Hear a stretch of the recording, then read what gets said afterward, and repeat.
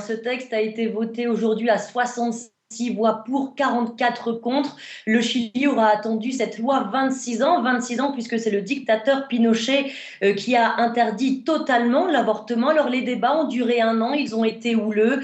Ce matin, ils ont été ponctués de sifflements, voire d'insultes de la part du public, fascistes, criminels, assassins. Il y avait donc deux camps dans la Chambre des députés, mais aussi dans les tribunes. Alors on avait les pro-avortements qui ont même tourné le dos ce matin à un député de droite. Quant aux anti-avortements, eh bien, ils étaient facilement reconnaissables. Ils brandissaient notamment des pancartes avec des fœtus ensanglantés.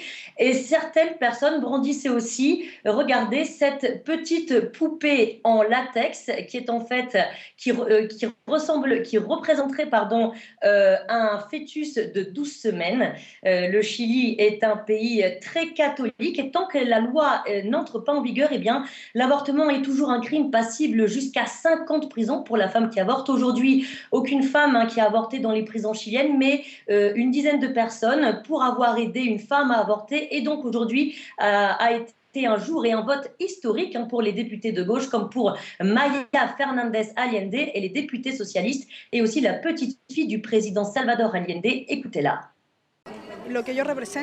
Mes idées et ce que je représente, c'est la dignité des femmes. Nous croyons au droit à décider, à garantir un traitement digne aux femmes. Nous voulons que les femmes sentent qu'elles n'ont pas à cacher leur douleur, leur avortement, de peur d'aller en prison. Aujourd'hui, ce n'est que le début du chemin législatif de cette loi qui va maintenant passer au Sénat. Mais c'est un jour pour être heureux.